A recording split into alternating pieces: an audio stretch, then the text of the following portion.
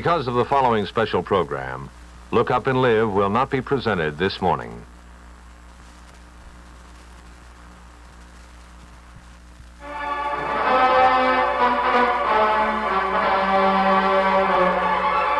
CBS News presents Marshall Efrons' illustrated, simplified, and painless Sunday School. Good morning! Now, the first story, which I'm going to do right now, is from the Old Testament. And it's about the prophet Jonah. It's about Jonah and the whale, and how it came to be that Jonah spent 3 days and 3 nights in the whale's belly, and what got him out of the whale's belly. Now, Jonah was a prophet. What is a prophet? Does anyone know? Well, this kind of prophet that we're talking about is not the kind where a business makes a lot of money. Nuh-uh. That is prophet, spelled P-R-O-F-I-T. But the prophet we're talking about today is P-R-O-P-H-E-T. And this kind of a prophet is a person who is singled out by the Lord to spread the Lord's message and to make his will known to the people. And a prophet is a person who can tell about the future. And a prophet is really God's gopher. Go for coffee. Go for instruction. Go for good news. That's right. Whether he wants to be or not, he is. And that's what this story is all about. This story, by the way, takes place in olden times, many, many years ago. And you can find it in the Bible. In fact, it's in the Old Testament, and it's in its own book called Jonah, which is the 32nd book of the Old Testament. And it's also one of the shortest books. The only one that is shorter is Obadiah. But that's another story, and we'll get into that later or some other time. And now for today's story. One day, the Lord said to Jonah, "Arise and go to Nineveh, that great city, and cry out against it for their wickedness. Its wickedness has come up before me." And so you see, the Lord was angry at the city of Nineveh, and he wanted Jonah to be his instrument and tell that city, Nineveh, to stop it, whatever they were doing. But Jonah did not want to go. No, not to Nineveh, because it was a very, very wicked city. And maybe he was scared. Anyway, Jonah went to hide. He wanted to hide in the city of Tarshish. See over there, Tarshish? Which away from the presence of the Lord, and also away from Nineveh right here, which is in that direction. And he had to go down to the port city of Joppa, where he would find a ship which was going to Tarshish. All right, put on my nautical hat. There we go.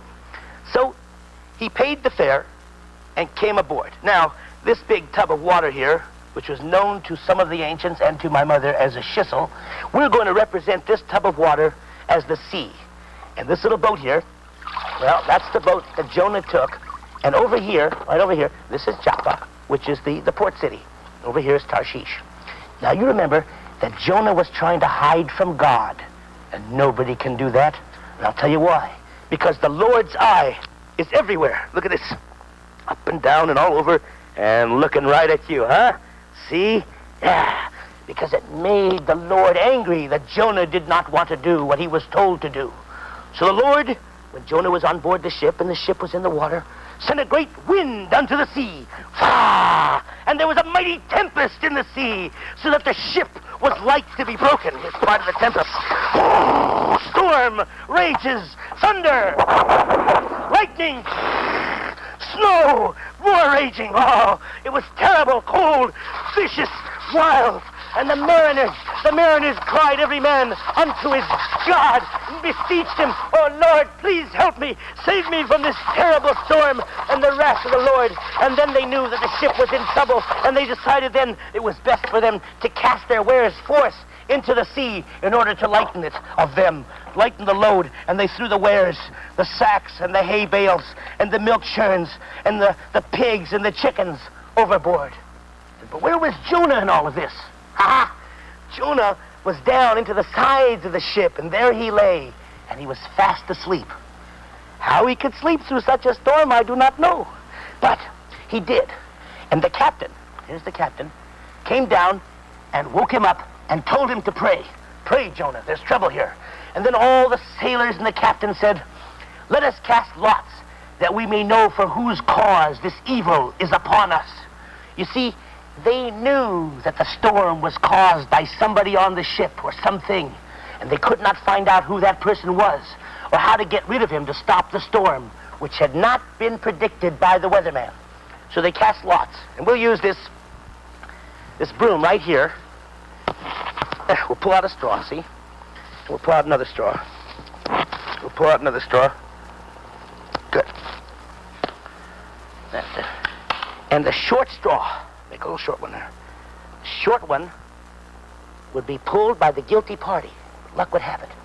So they held the straws, they passed them around, and it was Jonah that pulled the short straw. The lot fell upon him. Then they knew that it was his fault. And then were the men exceedingly afraid, and said unto Jonah, why hast thou done this? For the men knew then that he fled from the presence of the Lord, because he told them. That's what he did. So then they said unto him, oh, what shall we do unto thee, that the sea may be all unto us and calm? And the sea then was wrought and tempestuous, storms and ragings. And then Jonah said, take me up and cast me forth into the sea, and the sea shall be calm unto you. And they did. Goodbye, Jonah. Cast him forth, and the sea was calm. For I know that for my sake this great tempest is upon you, he said before they threw him in. Nevertheless, the men rowed hard to bring the boat to land. Oh no, they did not want to really have to throw Jonah overboard, but they had to on account of the storm. And then they cried, wherefore they cried unto the Lord, we beseech thee, Lord, oh, we beseech thee, let us not perish for this man's life, and lay not upon us innocent blood. And that then was at the point where they had cast Jonah into the sea. And the sea was calm and quiet. But that's not the end of our story, because then the Lord had a strange miracle, something really strange. A fish like this one to swallow up Jonah. Place it in the water. Turn it on. Come on now, fishy. There we go. The fishy's in the water. And he's going to get him. He's going to get him. He's got him. There he was. He swallowed up Jonah. I saw it. Did you see it? He swallowed up Jonah. And then Jonah was in the belly of the fish 3 days and 3 nights. And it was very dark in there and definitely not nice. And Jonah didn't like it much, for it smelled all fishy. But on the other hand, it was kind of warm and nice and moist, and was full of all the things the whale had been eating: herring, salmon, hamburgers, whatever, chicken of the sea. And then, after 3 days and 3 nights of sitting in that whale's belly with all the other things the whale had swallowed, Jonah prayed unto the Lord his God from out of the fish's belly. And he repented. I promise, I'm so sorry. He promised to do whatever the Lord wanted him to do. And then the Lord spake unto the fish, and it vomited Jonah out upon the dry land. And Jonah, after 3 days and 3 nights in the fish's belly, knew that he had better go to Nineveh. And he went, and he did the Lord's bidding, and I'll tell you, he was much happier for it too. Listen, have you ever heard of anyone called a Jonah? Well, probably not. But this is what it means. A Jonah is a bad luck or bad news person. And as you noticed in our story, Jonah was very, very bad luck for the sailors, also known as mariners, for they had to throw all their cargo overboard and then go back to port and to explain to the people who owned the ship and the cargo what had happened. So for those sailors or mariners, you can say that Jonah as a prophet was definitely a total loss.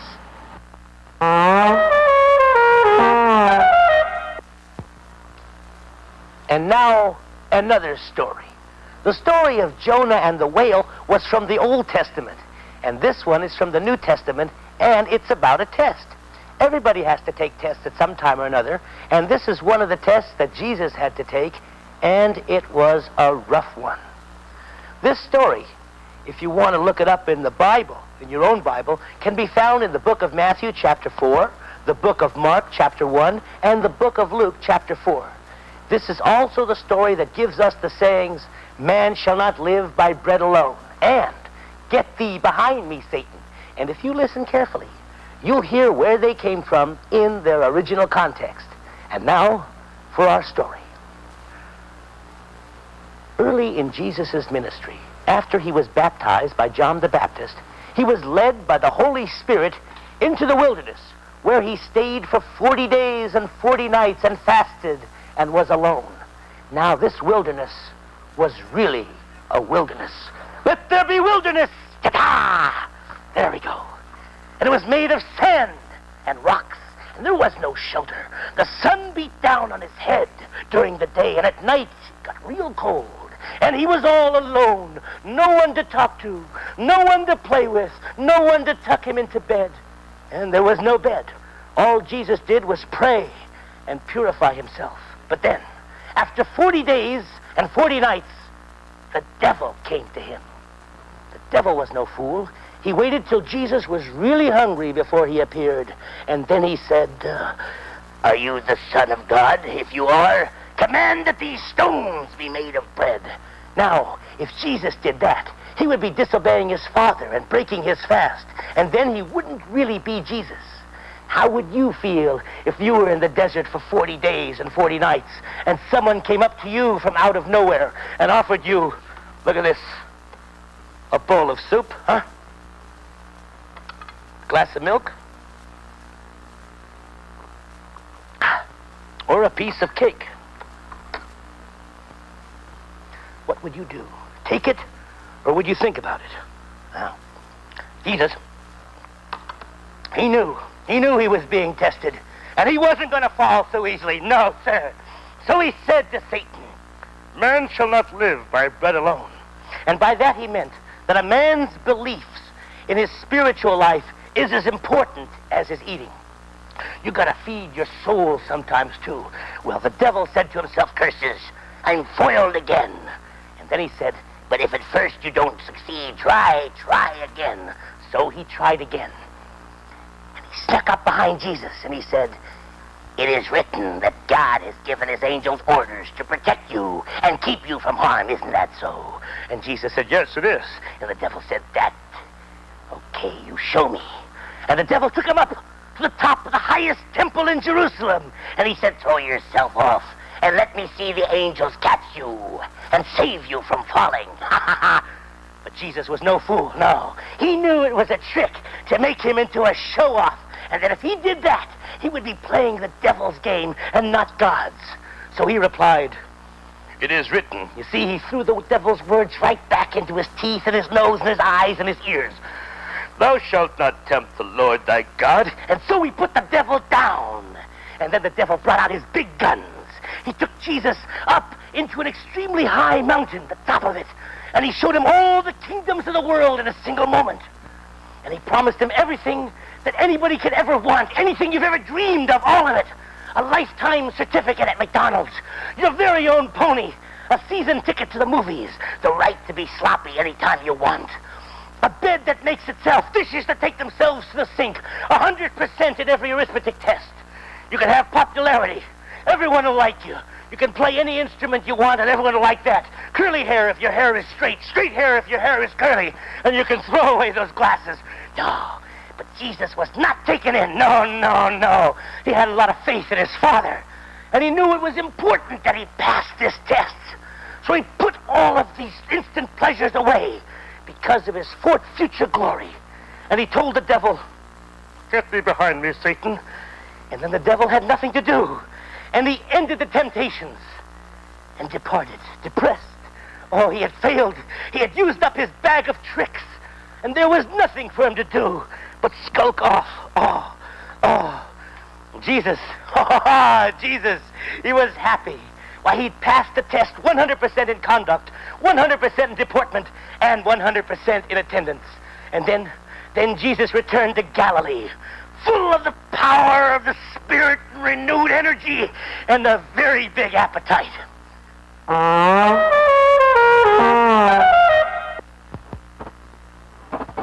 And now, let's take a field trip. Here we are on the boat on our way to the Statue of Liberty, because this outing is about immigration and the people who came to America with their various customs and religions, their hopes, their dreams, and their faith. That's what we're going to talk about, their faith. They came from all over, and they traveled under really terrible conditions, and many of them died on the way to come to a place they'd never seen because they had a lot of faith that life would be better here than wherever they came from. And a lot of these people came for religious reasons too.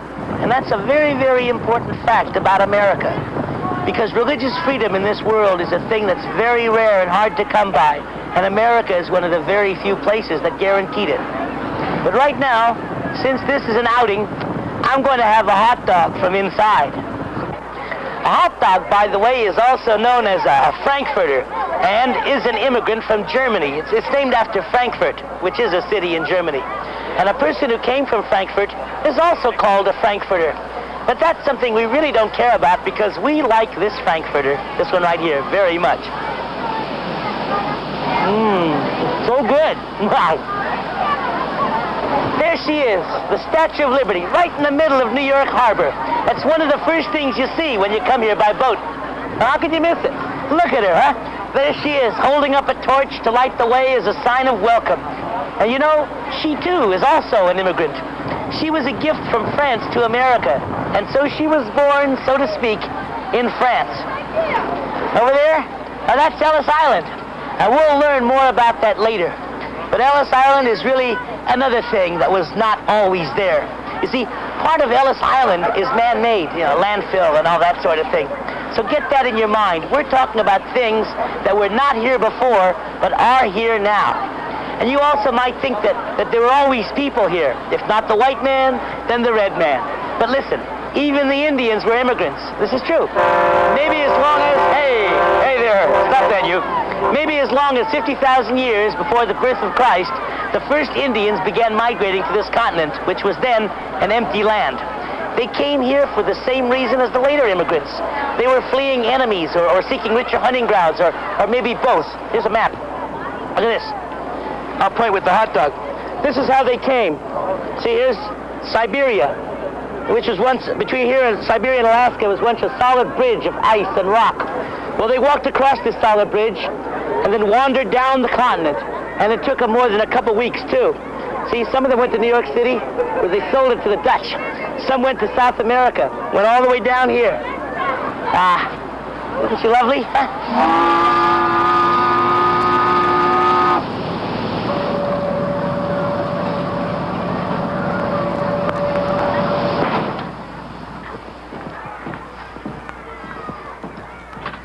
How are you? How are you? What's your name? Alan Glenn. Alan Welcome Glenn. to Liberty Island. Thank you. Isn't she a beauty? Yes, sir. I think I'll just take a walk around and maybe go up and look into it.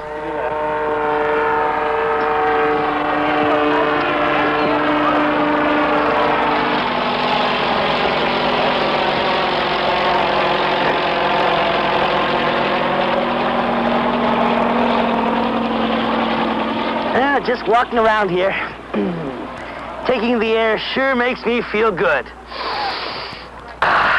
Catch this. This suit I'm wearing is in honor of the most famous of the early immigrants, the Pilgrims.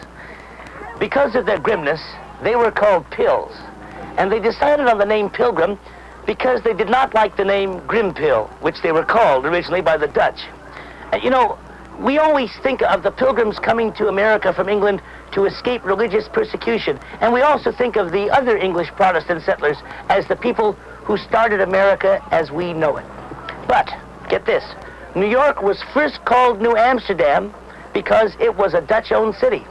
And when the British seized it back in 1664, they were astonished to learn that the inhabitants of New Amsterdam, or New York, spoke a total of 18 different languages. Not only Dutch, but Swedish, Finnish, French, Portuguese, Spanish, Norwegian, German, Polish, and there were even various African tongues spoken. It was a lot like after the Tower of Babel, when everyone ended up speaking all kinds of different languages. But listen, that is another story, and you can look that up for yourselves. You'll find it in the Old Testament, chapter 10 of Genesis. And speaking of the early immigrants, there were even some 2,000 Jewish immigrants, mainly from Spain and Portugal, who found refuge in America before the Revolution. The first small group came from Brazil, of all places. They were fleeing Portuguese persecution, and that was in the year 1654. Now over there, that's Ellis Island, which we saw from the ferry before. Ellis Island went into service as a receiving station for immigrants during the greatest period of immigration to America. Not that people weren't coming all the time, but in the last half of the 19th century, they came in waves and waves as they crashed upon the shore. And when they came, they went to Ellis Island where they were processed and checked out, and then they would be allowed to enter the country. In the 1820s, 150,000 arrived. In the 1840s, 1,700,000 arrived. And in the 1850s, why, the number swelled to 2,500,000. And this was called the first big wave. Now look, many of these immigrants came from Ireland, which was devastated by the potato famines. And others came from Germany and the Scandinavian countries.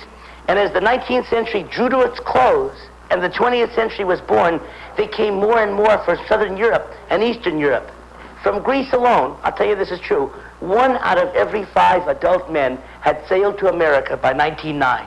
And they came, and they came, and they came. Italians, Romanians, Poles, Russians, Hungarians, Czechs, men, women, children, their pets, their animals, their birds, from all the countries of the world, they came here. And so, people flowed into all the parts of the vast continent and finished the work of settling it. These are replicas of handbills that were given out. There it says farms and homes in Kansas. Immigrants look to your interest, farms at $3 an acre.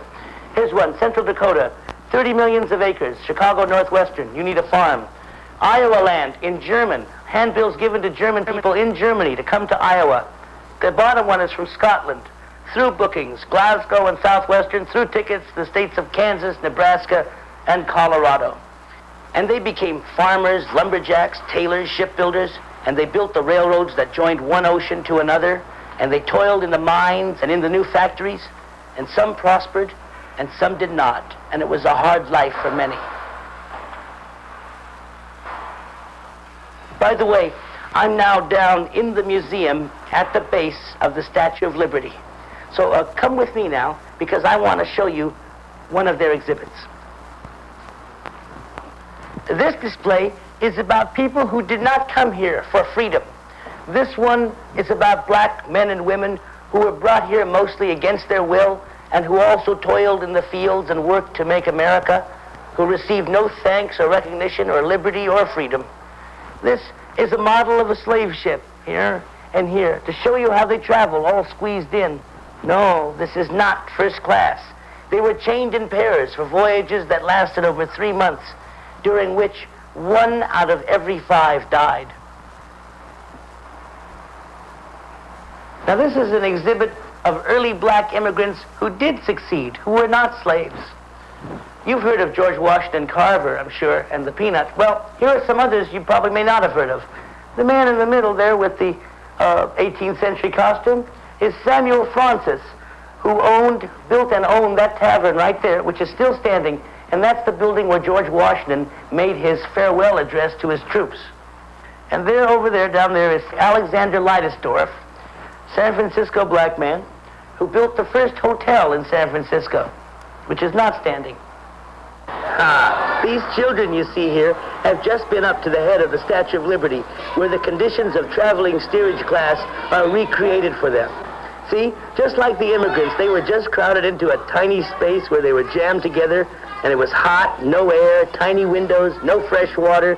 See, the next time you go up to the head of the Statue of Liberty, make sure to take a lemon with you to combat scurvy.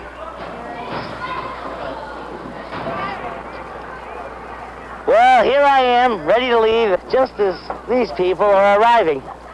And there's one last thing I'd like to read to you before I go. It's a famous inscription inside the statue. It's from a poem by Emma Lazarus, and it goes like this. This, by the way, is the message from the Statue of Liberty to the immigrants coming in. Okay, here goes.